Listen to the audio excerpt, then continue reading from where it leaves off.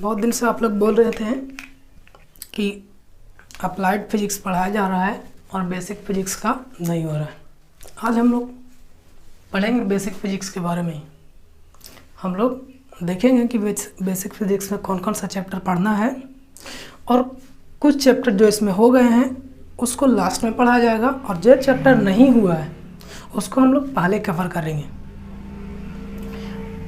आज हम लोग इंट्रोडक्शन देखते हैं कि इसमें कौन कौन सा चैप्टर पढ़ना है और जो फर्स्ट चैप्टर है उसको हम लोग आज डील करेंगे इसमें। उससे पहले जो लोग नए हैं वो लोग चैनल को सब्सक्राइब कीजिए और वीडियो को लाइक कीजिए। अब आते हैं हम लोग अपने सब्जेक्ट पे। बेसिक फिजिक्स में क्या क्या पढ़ना है उसके बारे में बात करते हैं। इसमें जनरली हम लोग को 5 यूनिट पढ़ना है। 5 यूनिट में पहला यूनिट जो है unit and measurement. Unit and measurement का मतलब क्या होता है और हम लोग क्यों ऐसा करेंगे, क्यों इसके बारे में पढ़ेंगे, उसके बारे में हम लोग बात करेंगे। इसमें जनरली यूनिट क्या होता है, यूनिट किसका होता है और उसका मेजरमेंट कैसे किया जाएगा, मेजरमेंट क्या होता है, इसके बारे में हम लोग इसमें पढ़ेंगे। और क्या पढ़ना है इसमें, फिजिकल क्वांटिटी। फिजिकल क्वांटिटी क्या होता है, इसके टाइप कितने होते हैं, ये इससे रिलेटेड जितने सारे टर्म होंगे वो सारे के सारे हम लोग क्या करेंगे इसमें डील करेंगे। और इसी चैप्टर में और हमको क्या पढ़ना है, एरर एनालिसिस। हम लोग को मेजरमेंट करते समय क्या क्या एरर होता है और एरर को हम लोग कैसे हटाते हैं या उसको रिमूव करते हैं, उसी के बारे में हम लोग क्या पढ़ेंगे इस चैप्टर में पढ़ेंगे, फर्स्ट चैप्टर में। सेकंड में है general properties of matter. General properties, किसी भी पदार्थ का, मैटर का क्या गुण होता है उसके बारे में पढ़ना है। जनरली इसमें क्या पढ़ना है, इलास्टिसिटी। इलास्टिसिटी के बारे में कुछ लोग जानते भी होंगे। मान लिया जाए ये बॉडी है तो इस पर फोर्स लगाया जाए तो ये कैसा रिएक्ट करेगा। फोर्स लगाने के बाद या इसको खींचने के बाद क्या इसमें चेंजेस होंगे, क्या रिएक्शन होंगे, इससे रिलेटेड जितने टर्म होंगे वो इलास्टिसिटी में पढ़ा जाएगा। सरफेस टेंशन, हिंदी में बोले तो पृष्ठ तनाव। विस्कोसिटी क्या होता है ये इस चैप्टर में पढ़ेंगे और ज़्यादा डिटेल में हम लोग चैप्टर में जाएंगे। हीट के भी थोड़ा सा बात करते हैं। हीट में transmission of heat and expansion of solid. Heat क्या होता है, हीट का ट्रांसमिशन कैसे होता है और हीट का उस बॉडी पे क्या रिएक्ट होता है या क्या रिएक्शन होता है। मान लिया जाए कि हम लोग यहाँ पे हीट करते हैं, जनरली हम लोग देखे होंगे यहाँ पे हीट करते हैं और यहाँ पे हीट पहुँच जाता है, यानी यहाँ से यहाँ हीट का क्या हुआ, ट्रांसमिशन हुआ। और इस दौरान बॉडी में क्या हुआ, क्या चेंजेज हुए, एक्सपेंशन ऑफ सॉलिड। आप लोग सुने होंगे कि गर्म करने से बॉडी क्या होता है, फैलता है। तो कैसे फैलता है, उसका क्या तरीका है, क्या गुण है, क्या ला है उसमें, उन सारे के बारे में हम लोग क्या पढ़ेंगे, थर्ड चैप्टर में पढ़ेंगे। उसके बाद है gas law and specific heat of gases. Specific heat 10th class में पढ़ना था। गैस के लॉ कौन कौन सा है, बॉयल्स लॉ, चार्ल्स लॉ, ये सब पढ़े होंगे भी कुछ लोग जो लोग 11th 12th करके आए होंगे। And specific heat of gas, इसके बारे में हम लोग हीट से रिलेटेड जितने सारे टर्म आएंगे वो 3rd यूनिट में पढ़ेंगे। 4th यूनिट है लाइट। लाइट यानी सिंपली बोले तो ऑप्टिक्स। ऑप्टिक्स से रिलेटेड जितने सारे टर्म होंगे वो हम लोग इसमें पढ़ेंगे। लाइट क्या होता है, लाइट का नेचर कैसा है, लाइट ट्रेवल कैसे करता है, ये वेव क्या होता है, लाइट का डबल नेचर, एक रे ऑप्टिक्स और दूसरा वेव ऑप्टिक्स, इनसे रिलेटेड जितने सारे टर्म होंगे हम लोग 4th यूनिट में पढ़ेंगे। उसके बाद मॉडर्न फिजिक्स। मॉडर्न फिजिक्स में लेजर से रिलेटेड होंगे, एक्सरे, वाई रे, गामा रे, इन सारे के बारे में हम लोग कहाँ पढ़ेंगे, मॉडर्न फिजिक्स में। अब हम जो इस वीडियो में पढ़ेंगे वो सबसे पहला यूनिट पढ़ेंगे, यूनिट एंड मेजरमेंट। तो यूनिट और मेजरमेंट में हम लोग देखेंगे कि आखिर यूनिट होता किसका है और मेजरमेंट करेंगे किसका। इस बात को समझने से पहले सबसे पहले हम लोग को फिजिकल क्वांटिटी समझना होगा कि आखिर फिजिकल क्वांटिटी क्या होता है। फिजिकल क्वांटिटी क्या होता है? अगर ये बात को हम अच्छे से समझ जाएं तो हम लोग इन दोनों के बारे में समझ सकते हैं। तो सबसे पहले हम लोग चलते हैं कि फिजिकल क्वांटिटी क्या होता है। तो फिजिकल क्वांटिटी बोलते हैं कि मटेरियल का कोई भी प्रॉपर्टीज या ऐसा प्रॉपर्टी, मटेरियल का कोई भी प्रॉपर्टी जिसको हम लोग क्या करें, क्वांटिफाइड कर सकें। क्वांटिफाइड मतलब निर्धारण कर सके, उसके मात्रा का, उसके क्वांटिटी का हम लोग क्या कर सके, निर्धारण कर सके। इसका मतलब क्या हुआ, क्वांटिटी का निर्धारण करने का मतलब यानी उसके प्रॉपर्टी को हम लोग माप सके। सिंपल भाषा में कि कोई भी मटेरियल के प्रॉपर्टी को अगर हम लोग माप सकते हैं, मेजरमेंट कर सकते हैं, तब उस प्रॉपर्टी को हम लोग क्या बोलेंगे, फिजिकल क्वांटिटी बोलेंगे। इसको लिखते हैं कि physical quantity is property of any material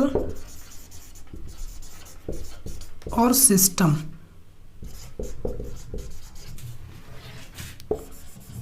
which can quantified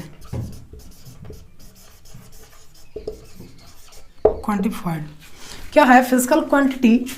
एक गुण है। फिजिकल क्वांटिटी हम लोग किसको बोलेंगे, उस गुण को बोलेंगे जिस गुण को हम लोग क्या कर रहे हैं, क्वांटिफाइड कर सकें। विच कैन क्वांटिफाइड, जिसको हम लोग क्या कर सकते हैं, क्वांटिफाइड कर सकते हैं, यानी उसकी मात्रा का निर्धारण कर सकते हैं। तब ऐसे मेजरमेंट को, ऐसे प्रॉपर्टी को हम लोग क्या बोलेंगे, फिजिकल क्वांटिटी बोलेंगे। फिजिकल क्वांटिटी को it is represented by unit and magnitude। हम लोग रिप्रेजेंट कैसे करते हैं, तो किसी भी फिजिकल क्वांटिटी को यानी किसी भी मटेरियल के गुण को हम लोग उसके यूनिट से और मैग्नीट्यूड से रिप्रेजेंट करते हैं। फॉर एग्जांपल के लिए मान लिया जाए ये बॉडी है, ये एक मटेरियल है, तो इसका गुण क्या है, इसका गुण ये है कि ये 5 kg का द्रव्यमान है, इसका ये 5 kg क्या है, भारी है। और क्या गुण है इसका, कि ये 2 मीटर लंबा है, ये गुण ही तो है। तो जो इसका गुण है, यानी गुण क्या क्या होगा, लेंथ, मास, ये गुण हुआ। तो इस गुण को हम लोग क्या बोलेंगे, फिजिकल क्वांटिटी बोलेंगे। अब फिजिकल क्वांटिटी को रिप्रेजेंट कैसे करेंगे, हम लोग तो ये देख लिए कि ये क्या है, लेंथ है। तो इसको रिप्रेजेंट कैसे करेंगे, तो हम लोग क्या बोलते हैं कि ये लेंथ, इसका लेंथ कितना है, अब लोग बताइए। मान लिया जाए सपोज करते हैं कि 2 मीटर है, 2 मीटर ऐसे ही ना रिप्रेजेंट करते हैं फिजिकल क्वांटिटी को। फिजिकल क्वांटिटी को नहीं, लेंथ को ऐसे ही रिप्रेजेंट करते हैं कि लेंथ कितना है इसका, 2 मीटर का है। मास कितना है, तो 3 kg का है। यही रिप्रेजेंट करने का तरीका होता है। तो इसमें 2 टर्म आ रहे हैं, पहला ये और दूसरा ये m। इस m को है, इसको हम लोग बोलते हैं यूनिट। यही चीज़ पढ़ना है यहाँ पे जो देख रहे हैं, यूनिट। और दूसरा है मैग्नीट्यूड।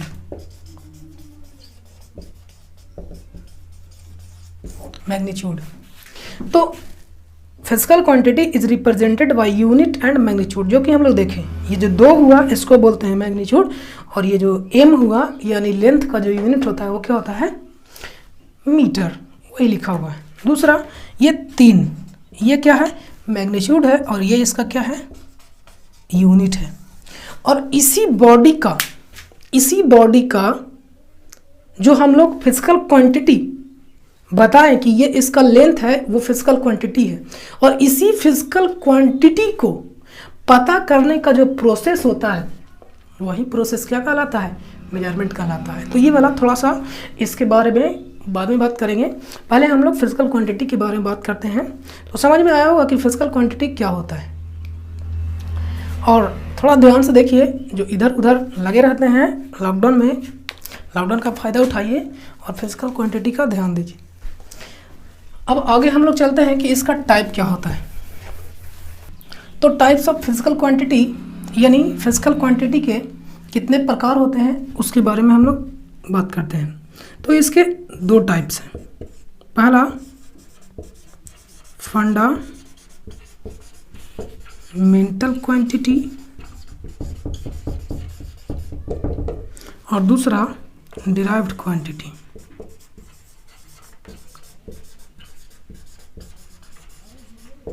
फंडामेंटल क्वांटिटी और डिराइव्ड क्वांटिटी। अब आखिर ये दोनों होता क्या है इसके बारे में हम बात करते हैं। तो सबसे पहले फंडामेंटल क्वांटिटी। फंडामेंटल क्वांटिटी क्या होता है? फर्स्ट में बात करेंगे फंडामेंटल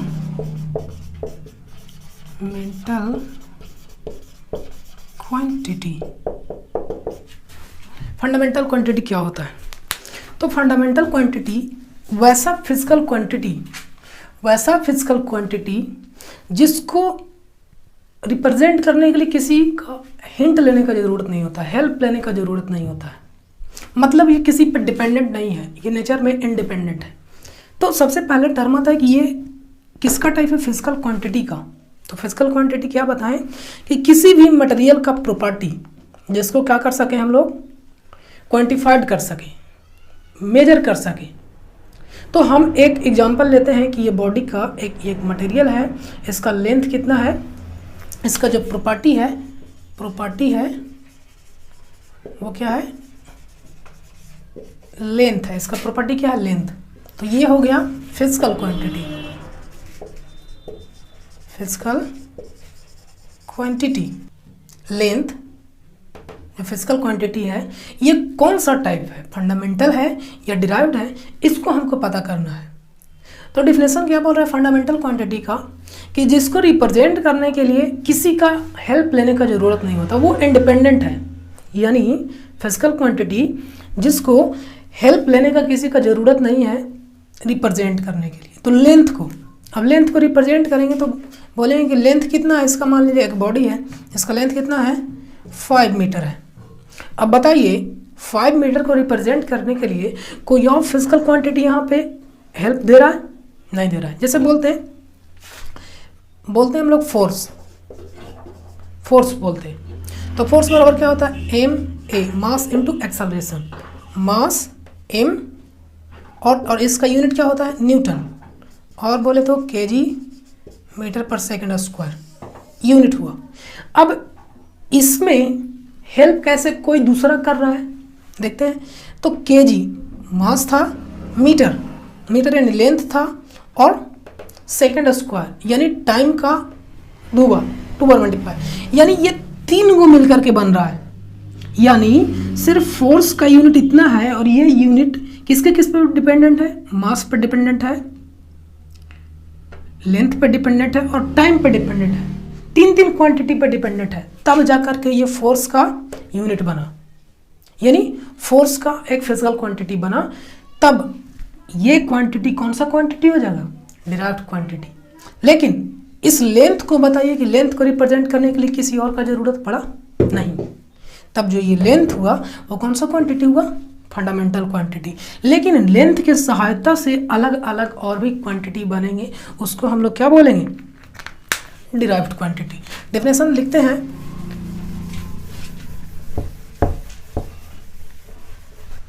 कि the physical quantity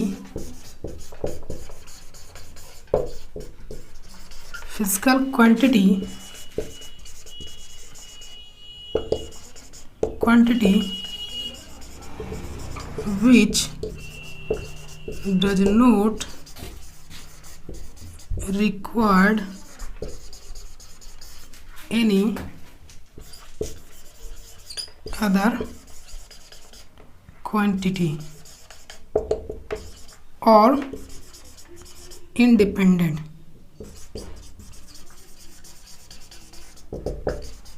is called fundamental quantity. Fundamental quantity. तब ऐसे क्वांटिटी को हम लोग कौन सा क्वांटिटी बोलेंगे? Fundamental quantity. फॉर एग्जांपल की बात करें तो लेंथ, मास, टाइम लेंथ, मास, टाइम, और नोट करते जाइएगा इसको, लेंथ, मास, टाइम, और क्या होगा, टेम्परेचर,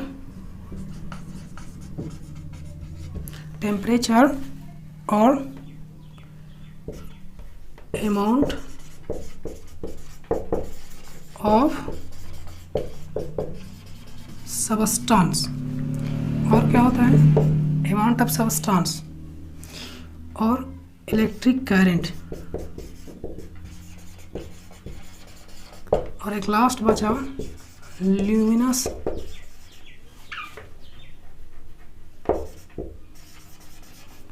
इंटेंसिटी।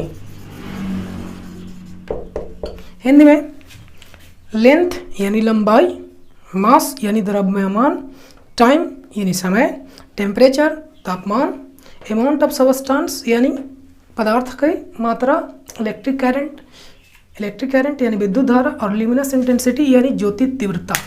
ये 7 ऐसे फिजिकल क्वांटिटी हैं जिनको हम लोग कौन सा क्वांटिटी बोलते हैं, फंडामेंटल क्वांटिटी बोलते हैं।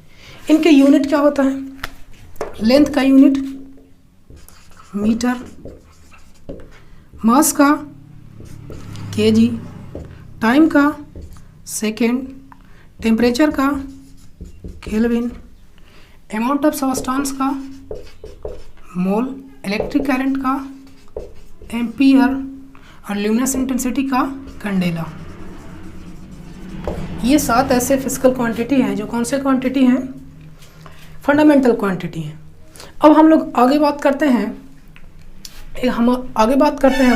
डिराइव्ड क्वांटिटी के बारे में। डिराइव्ड क्वांटिटी कौन कौन से हैं और क्या होता है।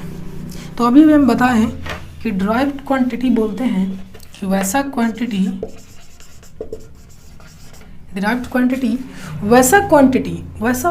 फिजिकल क्वांटिटी जिसको फंडामेंटल का हेल्प लेना पड़ता है। फंडामेंटल क्वांटिटी का क्या करना पड़ता है, हेल्प लेना पड़ता है। फॉर एग्जांपल की बात करें, प्रेशर की बात करते हैं। प्रेशर का यूनिट क्या होता है, पास्कल, और इसको क्या लिखते हैं, न्यूटन पर मीटर स्क्वायर, यानी न्यूटन पर मीटर स्क्वायर। देखिए ये फंडामेंटल का हेल्प कैसे लेता है, ये पास्कल या प्रेशर डिराइव्ड क्वांटिटी कैसे हुआ, तो इसमें किस किस का ज़रूरत पड़ रहा है। तो प्रेशर बराबर क्या होता है, फोर्स बाय एरिया। अब फोर्स बराबर क्या होता है, फोर्स बराबर मास इनटू एक्सेलरेशन, और एरिया मास देख रहे हैं फंडामेंटल क्वांटिटी। एक्सेलरेशन बराबर क्या होता है, velocity by time, M velocity by time, और एरिया पहले से है। वेलोसिटी इसको हम लोग तोड़ रहे हैं एकदम, एम भी बराबर क्या होता है, डिस्प्लेसमेंट बटा टाइम, पहले से एक टाइम था, और एरिया हम लोग इसको तोड़ रहे हैं। एरिया को और क्या लिख सकते हैं, दो लेंथ इनटू विड्थ। अब देखिए ये कैसे हेल्प ले रहा है फंडामेंटल क्वांटिटी का, उसके बारे में समझते हैं।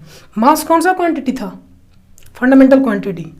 ये क्या हुआ, डिस्प्लेसमेंट यानी क्या, लेंथ ही तो माप रहे हैं, यानी लेंथ एल इंटू बी यानी लंबाई ही माप रहे हैं, टी यानी time.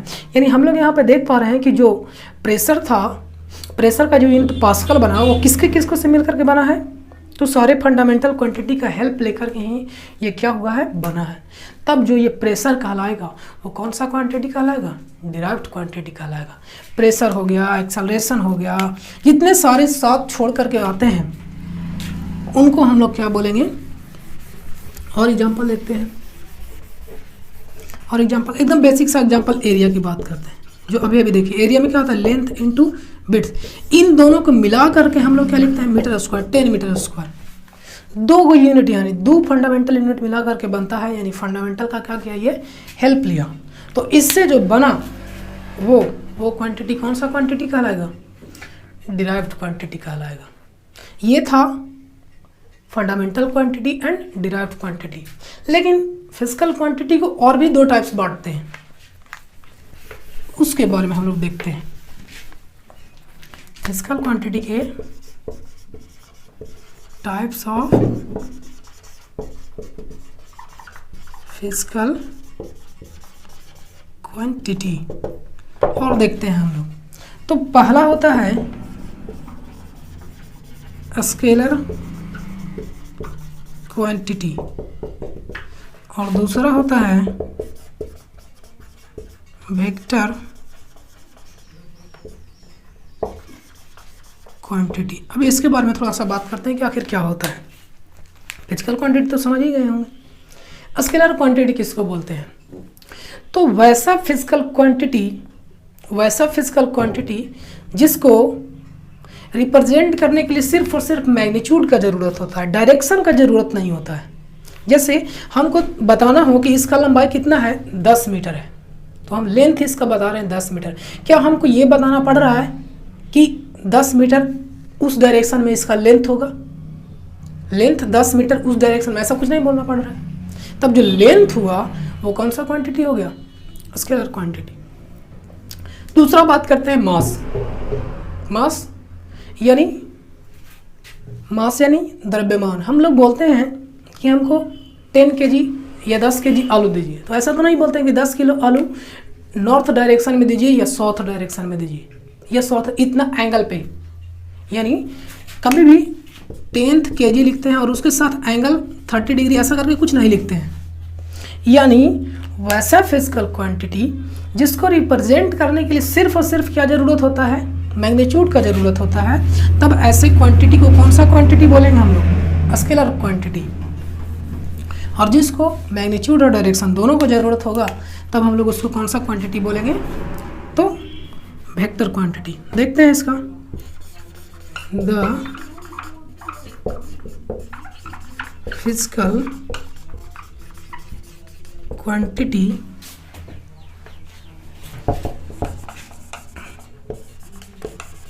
which have only magnitude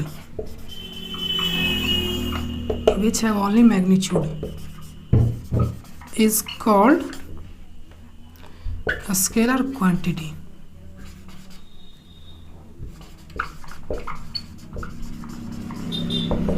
example की बात करें तो डिस्टेंस, स्पीड, मास, etc। दूसरा बात करते हैं हम लोग वेक्टर क्वांटिटी की। वेक्टर क्वांटिटी ये क्या होता है? तो वेक्टर क्वांटिटी बोलते हैं कि वैसा फिजिकल क्वांटिटी जिसको मैग्नीट्यूड के साथ साथ और किस चीज़ का ज़रूरत होता है? तो डायरेक्शन का ज़रूरत है। डायरेक्शन मतलब दिशा का ज़रूरत होता है। The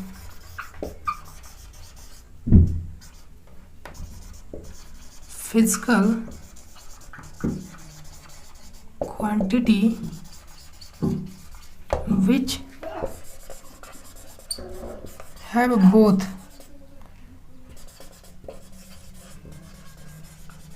magnitude and direction is called vector quantity।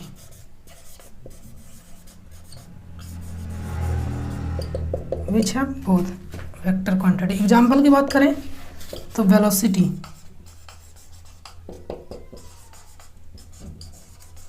Displacement और क्या हो जाएगा? ETC के लिए। अब ये तो डिफिनेशन हो गया। समझते हैं कि इसमें डायरेक्शन का ज़रूरत आखिर कैसे होता है। डायरेक्शन का ज़रूरत कैसे होता है उसके बारे में थोड़ा सा हम लोग बात करते हैं। आप लोग नोट करते जाइएगा। PDF डाउनलोड करना हो तो टेलीग्राम पे जाइए और सर्च कीजिए द शानदार, जो कि हमारा चैनल का नाम है।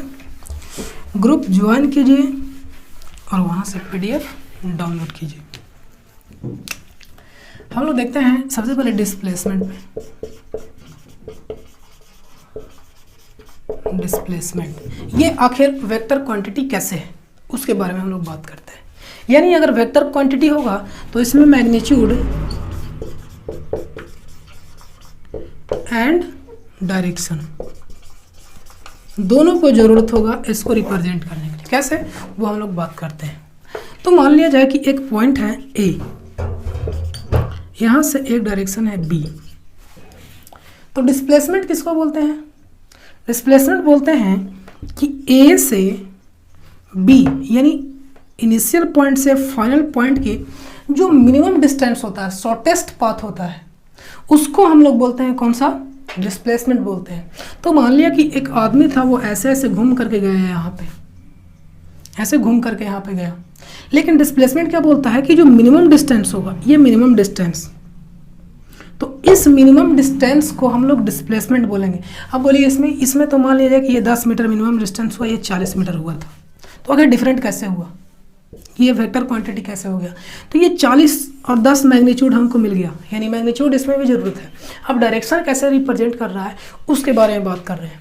तो हम लोग एक रेफरेंस लेंगे, मान लीजिए एक रेफरेंस लिए कि डिस्प्लेसमेंट जो होगा वो यानी इनिशियल पॉइंट से फाइनल पॉइंट के बीच डिस्प्लेसमेंट है वो कैसे है, डायरेक्शन का ज़रूरत कैसे पड़ रहा है। जैसे बोल दिया जाए ये रेफरेंस पॉइंट हम लोग लिए कि यहाँ पे एक रेफरेंस पॉइंट है, ये यहाँ पे कोई घर मान लेते हैं, इस घर के इस डायरेक्शन से हम लोग यहाँ पे एंगल परपेंडिकुलर यानी 90 डिग्री के डायरेक्शन में 10 मीटर जाएंगे, यानी ये वाला जो ये लाइन है इससे एंगल बनाएं, अगर 90 डिग्री के डायरेक्शन में हम लोग 10 मीटर जाएं तो मेरा फाइनल पॉइंट मिल जाएगा। तो इस डिस्प्लेसमेंट को रिप्रेजेंट करने के लिए हमको डायरेक्शन का ज़रूरत पड़ा कि नहीं पड़ा? तब ऐसे क्वांटिटी को हम लोग कौन सा क्वांटिटी बोलेंगे?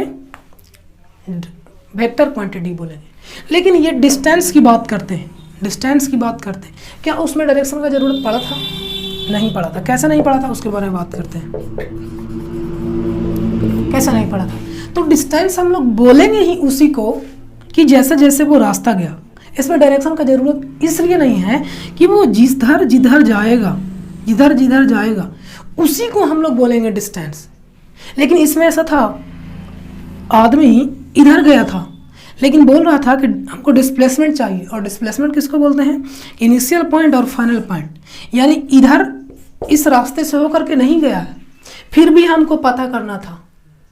तब इस केस में हम लोग पता किए कि जो फाइनल पॉइंट था और इनिशियल पॉइंट था, एक रेफरेंस पॉइंट से 90 डिग्री की डायरेक्शन लेकर के जाएंगे तो हमको वो वाला पॉइंट मिल जाएगा। अगर यहाँ पे डायरेक्शन नहीं होता तब डिस्टेंस 40 मीटर था ही, लेकिन डिस्प्लेसमेंट डायरेक्शन अगर नहीं होता और डिस्प्लेसमेंट बोल देते कि डिस्प्लेसमेंट कितना है 10 मीटर, तो हम लोग किधर जाते? इधर जाते, किधर जाते?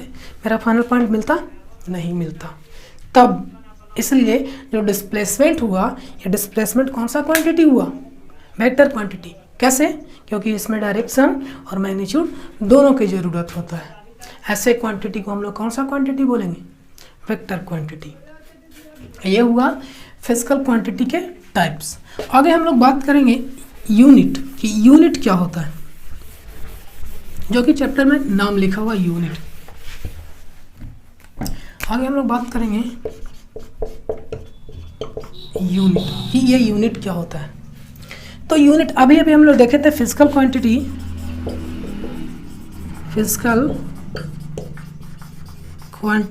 मान लिया जाए लेंथ देखे थे। लेंथ को कैसे रिप्रेजेंट करते थे? 10 मीटर। हम लोग उस टाइम लिखे भी थे कि फिजिकल क्वांटिटी को रिप्रेजेंट करने के लिए 2 टर्म का जरूरत होता है, पहला मैग्नीट्यूड और दूसरा यूनिट। तो यूनिट क्या होता है, इस बात से समझिए कि यूनिट एक स्टैंडर्ड माना गया है। क्या है यूनिट? एक स्टैंडर्ड माना गया है जिसके द्वारा हम लोग उस फिजिकल क्वांटिटी को क्या करते हैं? रिप्रेजेंट करते हैं। अगर मान लेते कि यूनिट नहीं मानते तब क्या होता? हम लोग बोलते हैं कि लेंथ कितना है 10 और मास कितना है 50। हम लोग कोई यूनिट नहीं मानते इसका। अब बोला जाता कि ऐड कर दीजिए, दोनों को ऐड करना है, लेंथ और मास। लेंथ और मास को क्या करने के लिए बोला जाता है? ऐड करना। क्या कभी हो सकता है कि दोनों आपस में ऐड हो? लेंथ और मास ऐड होगा? नहीं होगा। लेकिन ये जो इसका रिप्रेजेंटेशन है उससे देख करके लग रहा है कि कोई डिफरेंस है दोनों में, 50 और 10 60, दोनों को आसानी से ऐड कर सकते हैं, लेकिन ऐसा नहीं है। लेकिन जब हम लोग यूनिट यहाँ पे लगा दिए कि ये किस में है, मीटर में है, और ये किस में है, इसमें है केजी में, तो हम लोग देख रहे हैं कि ये दोनों अलग अलग क्वांटिटी है। यानी यूनिट हमको स्पेसिफिक उसका पहचान बताता है कि इस फिजिकल क्वांटिटी को क्या करना है, या किसके साथ ये ऐड होगा, या किसके साथ उसका रिएक्शन होगा। तो यूनिट क्या है, एक फिजिकल स्टैंडर्ड है जिसको फिजिकल क्वांटिटी को रिप्रेजेंट करने के लिए किसी नियम के तहत या परंपरागत के तहत, जैसे भी हो, उसको मान लिया गया है, उसको अडॉप्ट कर लिया गया है। ऐसा नहीं है कि कोई ये बन के आया है, ये बनाया गया है, आदमी के द्वारा ही बनाया गया एक मानक है। जैसे लेंथ को हम लोग इतना लंबाई को 10 मीटर बोलते हैं, इतना ही लंबाई को हो सकता है 100 इंच कोई बोले, 100 इंच भी कोई बोले, तो ये इंच, मीटर, किलोमीटर, ये सब मानक है जो क्या बताता है, लेंथ को बताता है। उसी प्रकार से हर एक फिजिकल क्वांटिटी का एक स्टैंडर्ड मानक है जिसको हम लोग क्या बोलेंगे, यूनिट बोलेंगे। अब यूनिट को भी 2 टाइप से बांटा गया, एकदम सेम उसी पे, कौन कौन सा, फंडामेंटल यूनिट और डिराइव्ड यूनिट।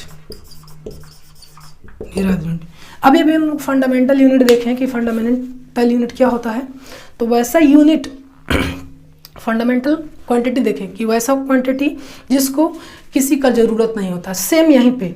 तो उस जो फंडामेंटल क्वांटिटी था, उस फंडामेंटल क्वांटिटी के जो यूनिट होंगे वही सारे क्या हो जाएंगे यहाँ पे, फंडामेंटल यूनिट। और बाकी जो डिराइव्ड क्वांटिटी बचेंगे, डिराइव्ड क्वांटिटी के जो यूनिट होंगे वो कौन सा हो जाएंगे, डिराइव्ड यूनिट हो जाएंगे।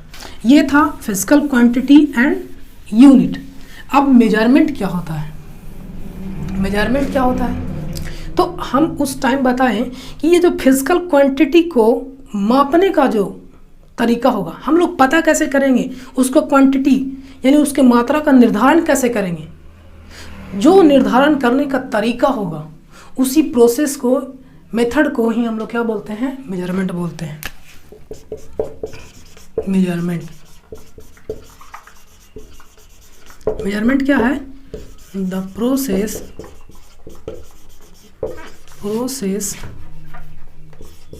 और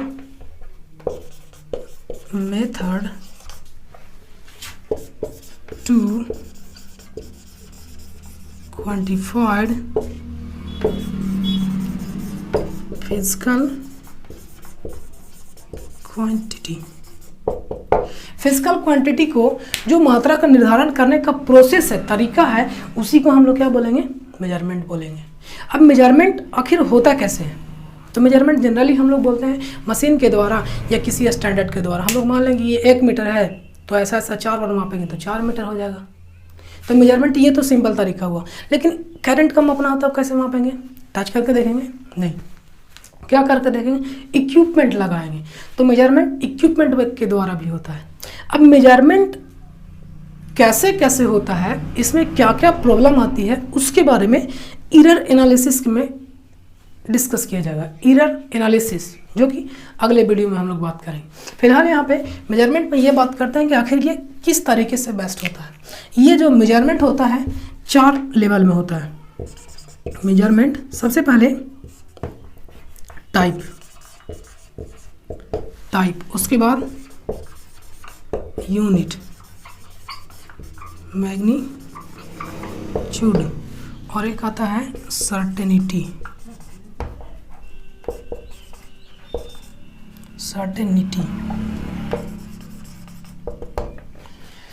देखिए टाइप क्या होता है, जैसे मेजरमेंट हम लोग आखिर कर कैसे रहे हैं। जैसे देखिए हम एकदम बेसिक सा हम बोले कि ये जो है कैप इससे 4 गुना बड़ा है, 4 गुना बड़ा है। यानी क्या बोल रहे हैं कि इसका और इसका रेशियो कितना है, 4 के बराबर है। इसी को हम लोग ऐसे बोल सकते हैं, 4 गुना ना बोल करके हम लोग बोलते हैं कि ये छोटा वाला इस वाले से 5 मीटर ज़्यादा है, कंपैरिजन की। तो यही मेजरमेंट जो प्रोसेस है वो मेजरमेंट प्रोसेस क्या है, कंपेयर करने का ही तो नाम है। जैसे मेजरमेंट करते हैं, किसी आदमी को हम लोग मोटा या पतला बोलते हैं। मोटा या पतला कब पता लगता है बताइए, एकदम बेसिक सा। ये आदमी पतला है, हम लोग इसको कैसे बोलेंगे कि ये पतला है? जब तक कि हम किसी इससे ज़्यादा बड़े वाले या ज़्यादा चौड़ाई वाले आदमी से कंपेयर ना करें तब तक इसको हम नहीं बोल सकते हैं कि ये मोटा है या पतला है। हाँ, कोई ऐसा स्टैंडर्ड रहता है कि इतना सेंटीमीटर से कम वाले को हम लोग मोटा बोलेंगे और इतना से पतला बोलेंगे, तो ऐसा नहीं है। जब भी हम लोग किसी चीज़ का कंपैरिजन करते हैं तभी हम लोग उसको बताते हैं कि हाँ ये बड़ा है या छोटा है। सेम यहाँ पे काम, जो मेजरमेंट किया जाएगा, मेजरमेंट का काम क्या है? तुलना करना। ये बताएगा मेजरमेंट कैसे करेंगे हम लोग, लेंथ को मेजरमेंट कैसे करेंगे। तो लेंथ के लिए हम लोग, मान लिया जाएगा आप दुकान में जाते हैं कपड़ा खरीदने, तो दर्जी के दुकानदार क्या करता है, एक रड निकालता है और रड से उसको माप करके दे देता है। मेजरमेंट कर दिया, लेंथ को माप दिया।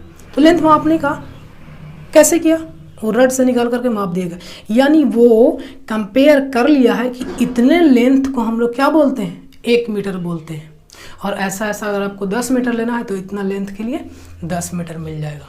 तो हम लोग उससे क्वांटिटी पे उसका रेशियो बनाते हैं कि ये वाला को अगर मापना है तो इस वाले से ये 5 गुना है, ये 10 मीटर ज़्यादा है, या इसका और इसका रेशियो 50 होगा।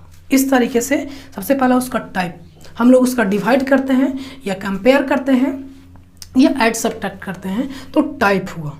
और मेजरमेंट करने के लिए क्या क्या ज़रूरत होगा, पहले टाइप का ज़रूरत होगा, फिर यूनिट अभी हम लोग देखें कि उसका यूनिट क्या होगा।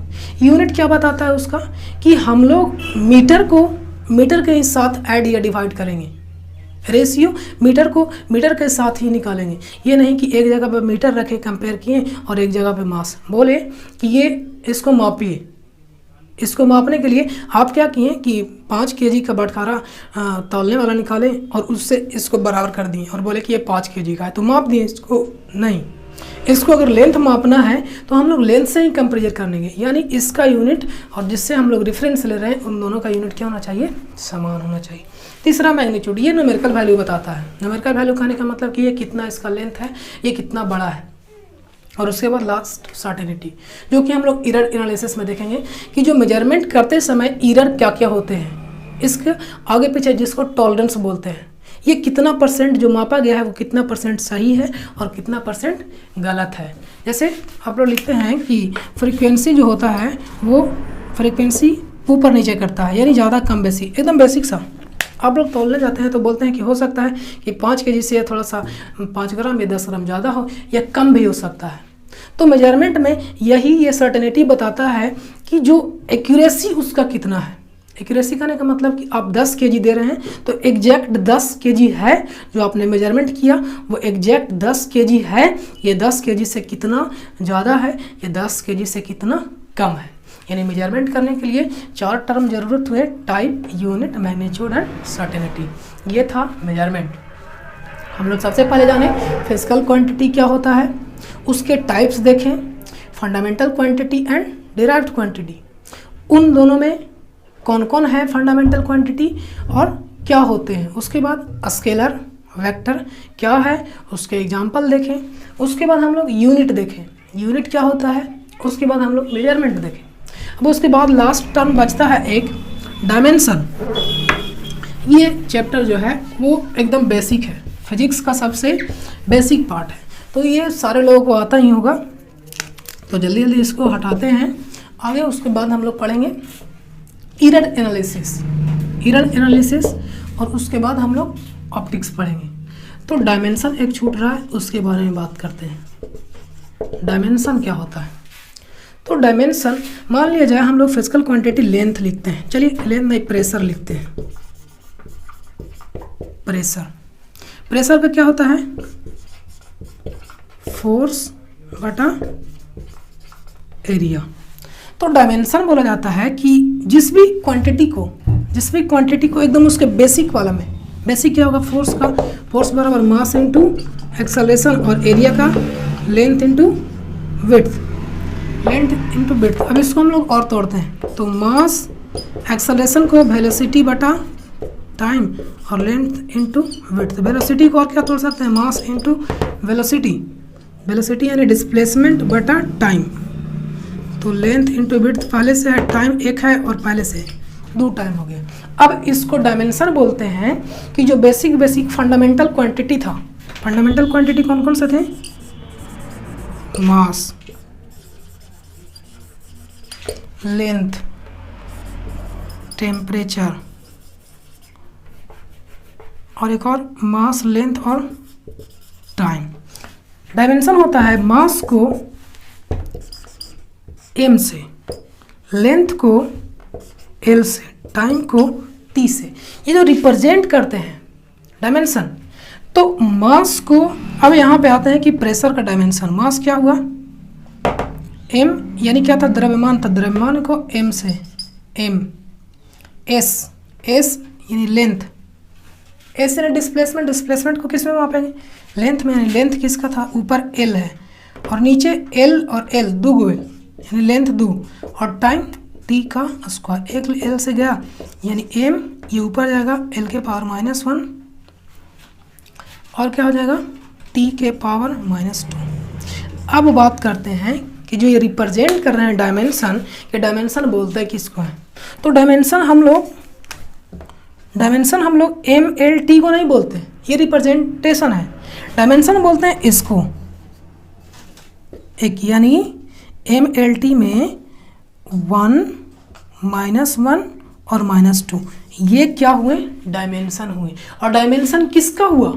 डायमेंशन मास का एक क्वांटिटी, लेंथ का एक क्वांटिटी और t का यानी टाइम का 2 क्वांटिटी। यानी जो डायमेंशन हुआ मास का 1, l का, लेंथ का -1, t का -2, ये बताता है हमको क्या?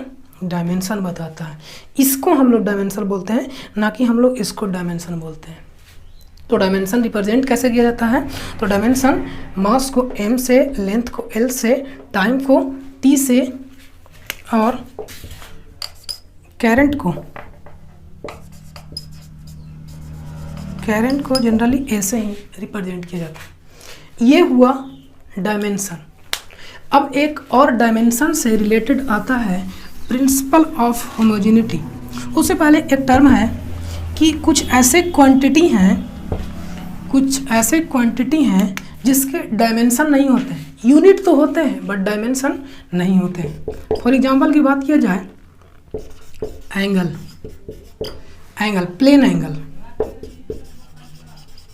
प्लेन एंगल का यूनिट क्या होता है? रेडियन। लेकिन इसका डायमेंशन, यूनिट डायमेंशन कुछ नहीं, इसका डायमेंशन नहीं होता है। और ना ही सॉलिड एंगल का स्टेरेडियन और डायमेंशन नहीं। तो ये याद रखिएगा कि 2 ऐसे यूनिट हैं जिसका यूनिट तो होता है बट डायमेंशन नहीं होता है। ये याद रखिएगा। ये हुआ डायमेंशन। एक और लास्ट टर्म आ रहा है प्रिंसिपल ऑफ होमोजेनिटी।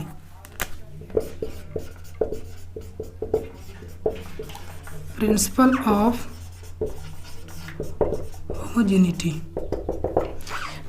होमोजेनिटी क्या बताता है? ये बताता है कि डायमेंशनल इक्वेशन के जो दोनों तरफ टर्म होते हैं वो हमेशा समान होने चाहिए, या होता ही। मान लीजिए कोई डायमेंशनल इक्वेशन है, हम लोग एकदम बेसिक सा लिखते हैं s बराबर ut plus half eighty s। आप लोग जानते हैं ये s क्या रिप्रेजेंट करता है? लेंथ यानी डिस्प्लेसमेंट, डिस्टेंस। तो s का डायमेंशन क्या होगा? l यानी m के पावर 0, l के पावर 1, t के पावर कुछ नहीं है, तो ये बराबर u इंटू टी। u क्या है? वेलोसिटी बराबर क्या होता है?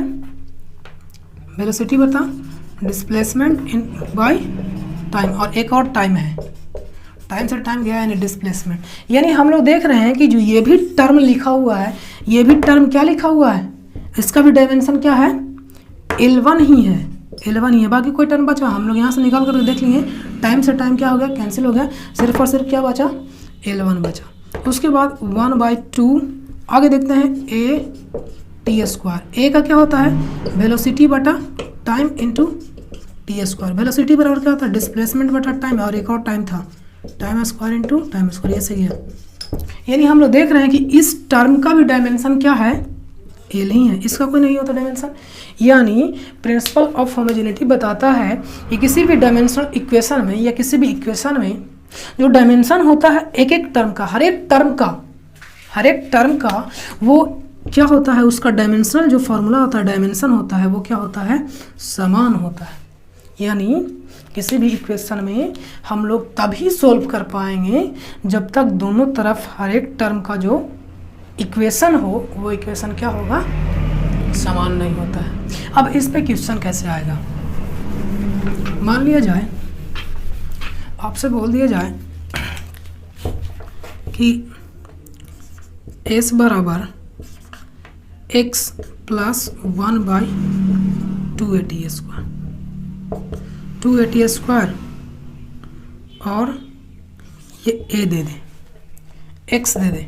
अब पूछ दे कि इस x का यूनिट बताइए क्या होगा यूनिट।